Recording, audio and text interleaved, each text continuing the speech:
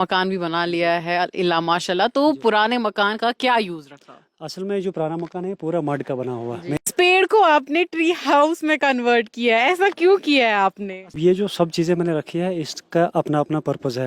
यानी कबूतर मैंने शौक से रखा हुआ है। आपने जो तितर यहाँ पे देखा जिसको जेनेवा फॉल्स भी कहते हैं, वो एक अलार्मिंग बोर्ड के तौर पर हम यहाँ पे रखते हैं।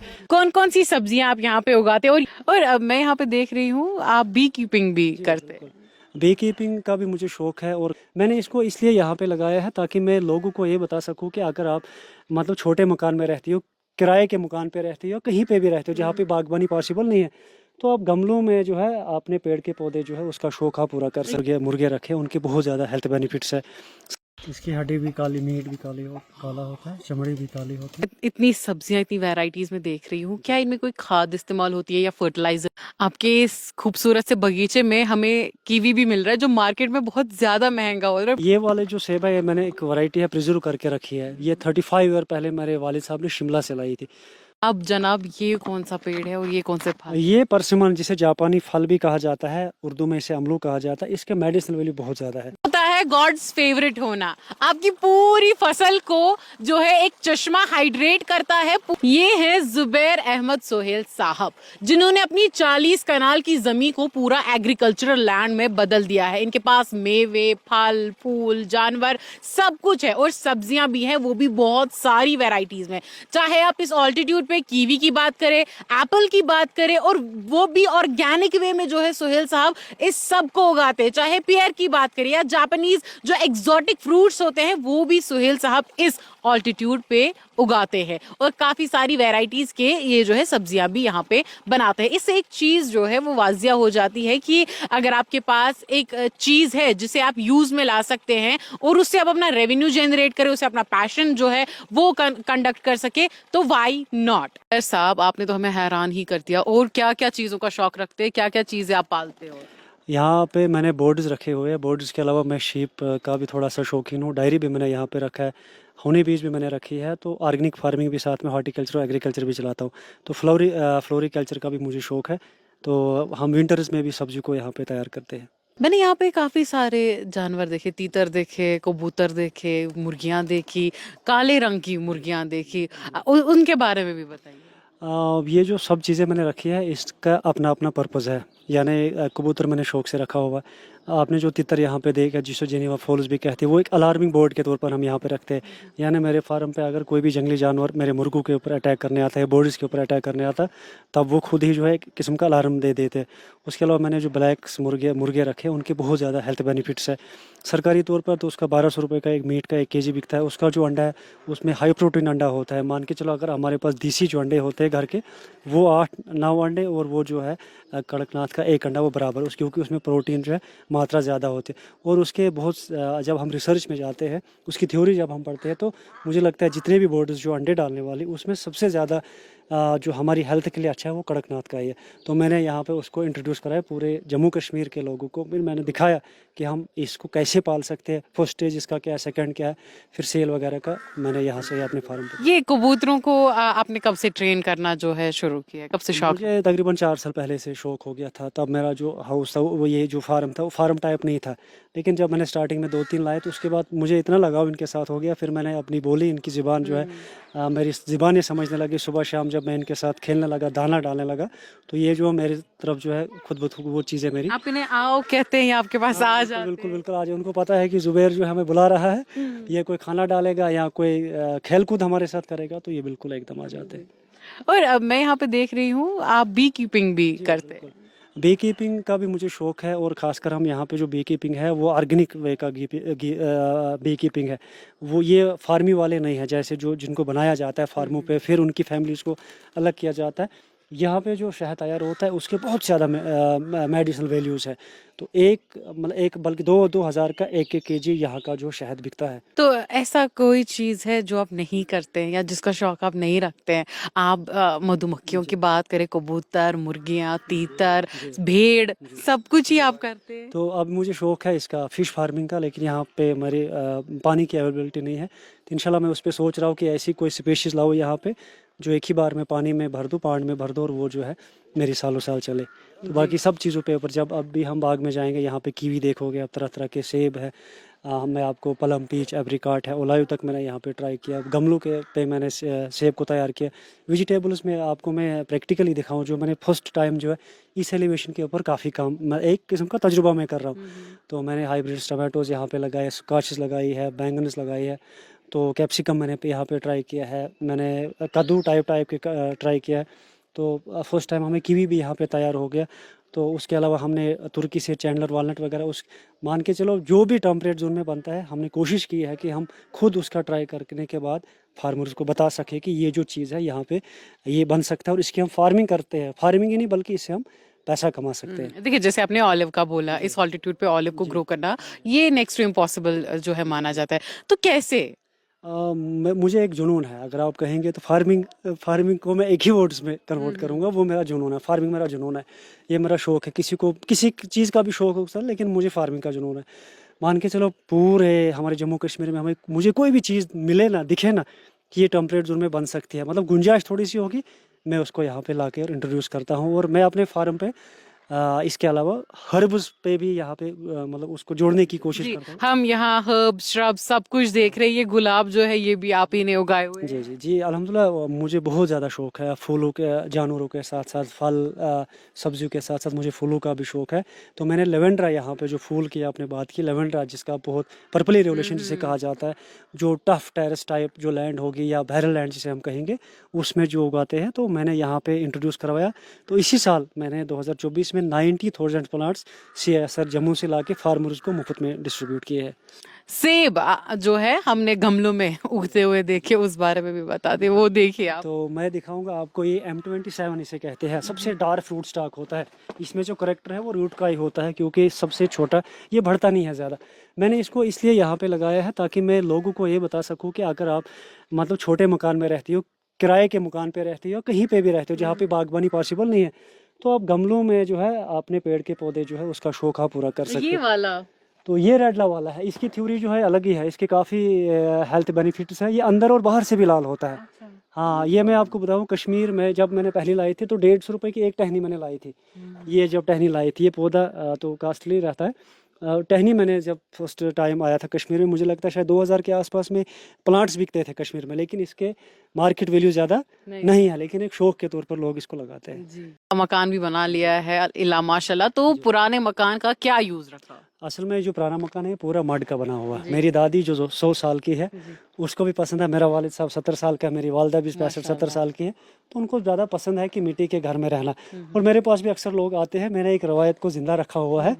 तो खासकर जो दादी है उनकी मतलब ये चाहत है कि जब तक वो जिंदा रहे। वालिद साहब भी बोलता है कि, और इसमें आप कमरे देखेंगे 20 बाई 20 के जो पुराने टाइप के कमरे हैं, तो पूरा घर जो है मिट्टी का बना। ऊपर इसका जो छत है वो स्लेट का है। पुराने टाइमों में अक्सर जो है आज जो स्टील की शीट्स पड़ती है, पुराने टाइम का छत इसके ऊपर है, यानी वो पत्थरों का छत इसके ऊपर है। जी, तो अंदर हम चल के देखें। बिल्कुल, दिखाएंगे आपको।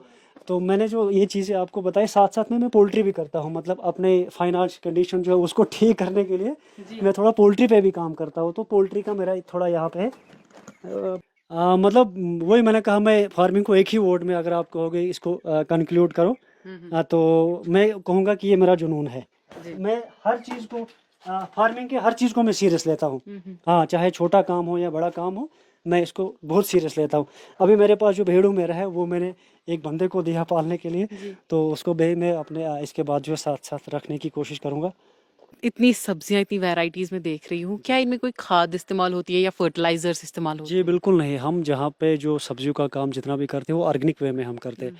यहाँ पे आप बोर्ड भी देख रहे हैं कि यहाँ पे हमें ऑर्गेनिक कलस्ट्रल जो मिला हुआ है डिपार्टमेंट की तरफ से, जो भी बायो फर्टिलाइज़र वगैरह मिलता है वही जो रिकमेंड होता है डिपार्टमेंट की तरफ से, उसी को हम अपनी वेजिटेबल्स में यूज़ करते हैं। कौन कौन सी सब्जियां आप यहाँ पे उगाते हैं? और ये मैं टमाटरों का गुच्छा यहाँ पे देख रही हूँ।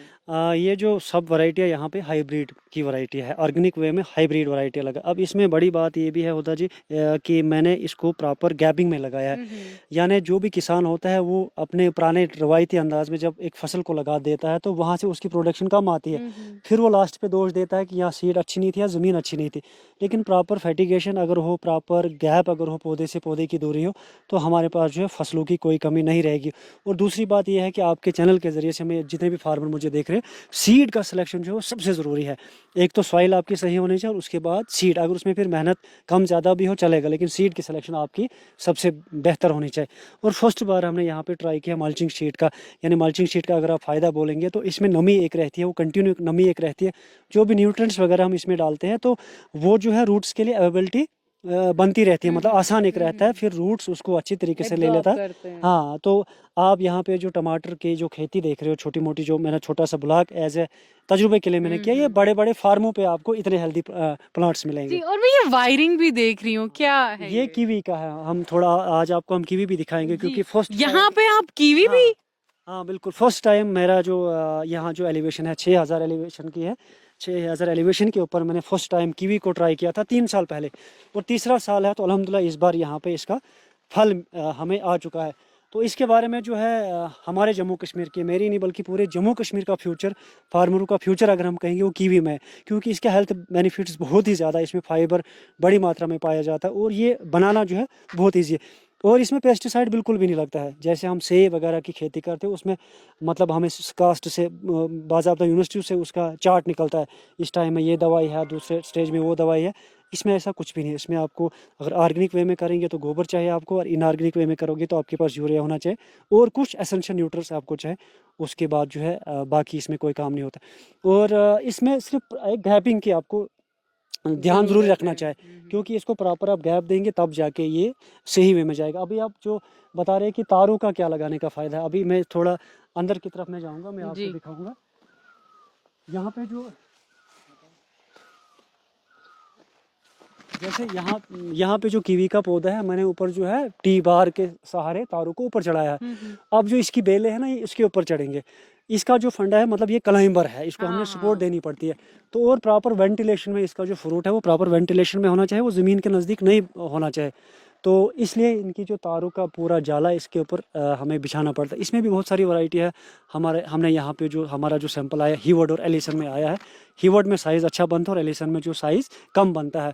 तो आगे जाके फिर हम ट्राई करेंगे ज़रा इसके अलावा भी कीवी की यहाँ पे वैरायटी पॉसिबल है या नहीं है। मैं जैसे सब्जियों की मंडी में आ गई हूँ। आप मुझे बताइए, ये यहाँ पे स्क्वाश भी मुझे नजर आ रहा है, इसे भी आपने उगाना। फर्स्ट बार ये है, फर्स्ट बार मैंने कहा आपको पहले कि मैंने काफ़ी चीज़ों को पहली बार यहाँ तजुर्बा किया, और साथ में मैंने लोगों को कहना शुरू कर दिया कि यहाँ पे हम इस चीज़ को भी तैयार करते। ये जो है स्क्वाश, इसको भी मैं ऑर्गेनिक वे में तैयार करता हूँ, और इसमें विटामिन सी बहुत मात्रा में पाया जाता है, और इसके अलावा भी काफ़ी इनमें ऐसे न्यूट्रेंट्स है जो हमारी बॉडी के लिए अच्छे हैं।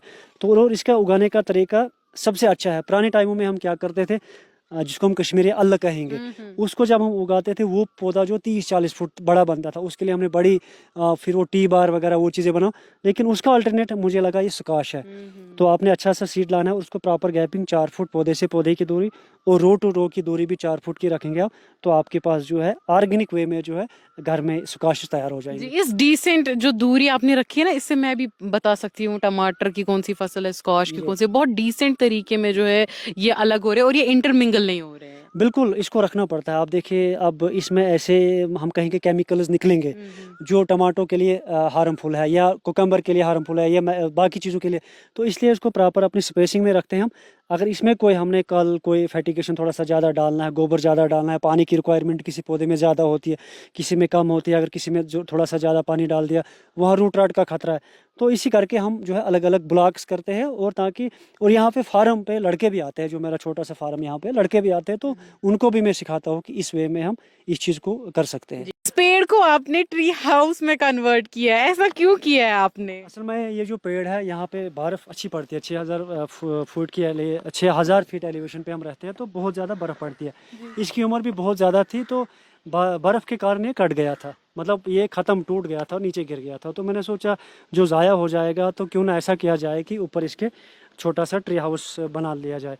तो लेकिन खुशकिस्मती मेरी ये है कि जो ट्री है फिर से मतलब रिकवर हो रहा है। तो इस साइड में मेरा ट्री हाउस रहेगा इसके ऊपर, और इस साइड में ये जो है मेरा पेड़ बन के रहेगा। अभी भी इस पेड़ में से जो है वो अखरोट उग रहे हैं? जी अल्हम्दुलिल्लाह, ये मैं सोच रहा था अब मेरा ये नुकसान ही हो गया, क्योंकि बर्फ़ की वजह से टूट गया था, लेकिन अब जो शाखें ब्रांच वगैरह इसकी निकल रही है, तो अब मुझे उम्मीद है कि ये पेड़ जो है एक साइड में, यानी यहाँ से हम अखरोटों का नज़ारा करेंगे, और यहाँ पे हम जो है ट्री हाउस का लुत्फ़अंदोज़ ये होंगे। खुद से आपने बनाया है क्या? बिल्कुल, ये अल्लाह ने दिमाग में डाल दिया कि इसके ऊपर ऐसी चीज़ बनानी है, क्योंकि ये हमारे पास आया था, बर्फ़ से टूट गया था, तो मैंने सोचा जो ख़त्म हो जाएगा, गल सड़ जाएगा, उससे बेहतर है कि इसके ऊपर कमरा बना लिया जाए।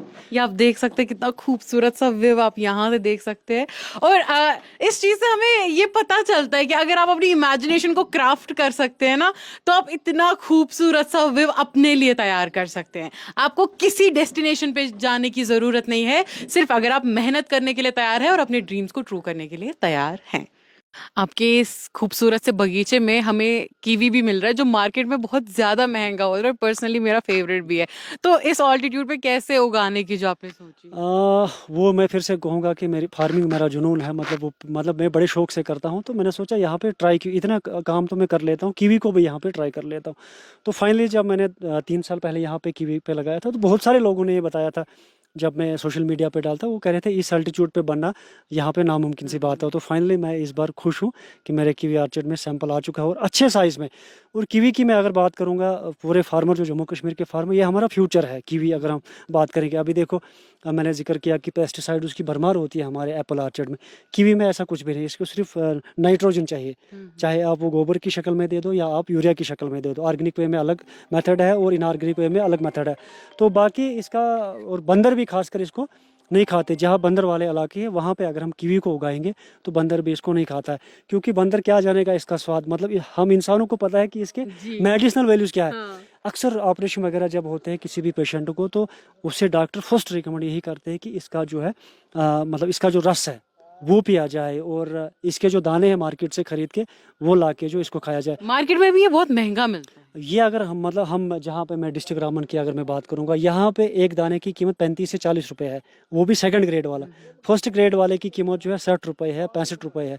तो मैंने सोचा यहाँ पे एक डेमो टाइप आर्चर्ड बनाया जाए, और इसी को फिर लोगों तक पहुँचाया जाए, उनको सिखाया जाए कि हम कीवी को कैसे लगा सकते हैं, इसकी प्रॉपर गैपिंग क्या है, पौधे, मतलब इसका साइंटिफिक तरीके से, जैसे हमने टी बार 6 फुट का लगाया है, इसकी लंबाई हमने 6.5 फुट की रखी है। इस पौधे को कहाँ तक जाना है, उस पौधे को यहाँ कहाँ तक आना है। तो इन सब चीज़ों को लेकर एक, आप इसको मान लीजिए एक तजुर्बा गाह, जो मेरा फार्म है, छोटा मोटा तजुर्बा गाह है। देख रहे हैं, या तो उनकी दवाई अभी हो रही है या तो वो इतने लाल नहीं है। तो क्या ये हाइब्रिड वाले? ना, ये वाले जो सेब है, ये मैंने एक वैरायटी है प्रिजर्व करके रखी है। ये 35 ईयर पहले मेरे वालिद साहब ने शिमला से लाई थी। और इस सेब की जो खासियत है, एक तो ये लाल हो जाता है बिल्कुल किसी भी कलर डालने के बगैर। अगर हम इसको कोई भी पेस्टिसाइड नहीं करेंगे, इसमें स्कैब भी नहीं लगता, यानी ये स्कैब फ्री भी है। और दूसरी बात ये है कि ये जो है, इसको पॉलिनेशन की ज़रूरत नहीं पड़ती है, सेल्फ पॉलिनाइजर होता है, और हर साल इसमें क्रॉप आ जाती है। जी। तो हमारे यहाँ लोकल जो है, अक्सर मैं जब वो मेरे पास आते हैं, तो मैं उनको ये कल में देता हूँ, क्योंकि मार्केट जो है ख़रीदार पसंद ये सेब अच्छा बनता है। तो एक कमर्शियल की, मतलब हमारे ऑर्चर्ड की एक रीढ़ की हड्डी भी मैं इसको बोलूँगा, क्योंकि अभी जो नया है वो तैयार होना ही है। तो तब तक, जब तक हमारा नया तैयार होता है, तब तक हम इससे काम चला लेंगे। ढेर सारे नाशपाती मैं भी यहाँ देख रही हूँ। तो ये जो पेयर की वैरायटी है, ये मैंने कश्मीर यूनिवर्सिटी के बाहर, जब मैं वहाँ पे कॉलेज में पढ़ता था, तो वहाँ से 2 शाखें मैंने काट के लाई थी। तो मैंने यहाँ पे इसको ट्राई किया, लेकिन इस अल्टीट्यूड के ऊपर ये बहुत ही अच्छा बनता है। इसको डी अंजुम के नाम से इस वैरायटी को बॉटनिकल नाम जो दिया गया है। तो लेकिन हमारी एलिवेशन के लिए बहुत ही अच्छा है। तो ये भी एक अल्टरनेट हो सकता है, जैसे हम सेब की बागबानी के पीछे दौड़ते हैं और किसी पर्टिकुलर किसी बागबानी को हमने पकड़ के रखा, तो पेयर जो है, खासकर हमारे चिनाब बेल्ट के लिए या पीर पंचाल एरिया के लिए, हम जम्मू डिवीज़न में जितने भी डिस्ट्रिक्ट है, इवन कश्मीर के काफ़ी डिस्ट्रिक्ट्स हैं जहाँ पे हम नाशपाती की अच्छी खासी काश्त कर सकते हैं। और इसका जो रेट है, 12, 15, 18 किलो वाला जो बक्सा है, 1800 से लेकर 1000 तक हम यहाँ पे सेल इसका करते हैं। जी। ठीक।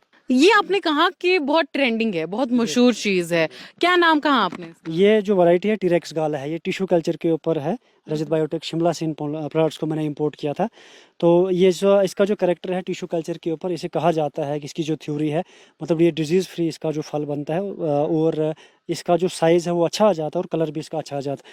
ये टीरेक्स गाला जिसे हम कहते हैं, पूरे कश्मीर के फार्मर इसको बड़े ट्रेंडिंग में है ये वैरायटी आज है। तो अल्हम्दुलिल्लाह यहाँ पे भी ये अच्छे खासे साइज़ में बन रहा है, क्योंकि हम भी फर्स्ट स्टेज में हैं। अभी हम इस चीज़ को सीख रहे हैं कि इसको क्या क्या चीज़ की ज़रूरत है। लेकिन उसके अलावा भी आप देख सकते हैं कि ये बहुत ही अच्छे कलर और साइज़ में है। अभी जो है हार्वेस्टिंग के लिए, अभी तो जुलाई का महीना और 15 अगस्त तक जो यहाँ पे हार्वेस्ट हो जाएगा, साइज़ में भी बड़ा हो जाएगा, और आगे जाके मार्केट में भी अच्छे खासे रेट में बिक जाएगा।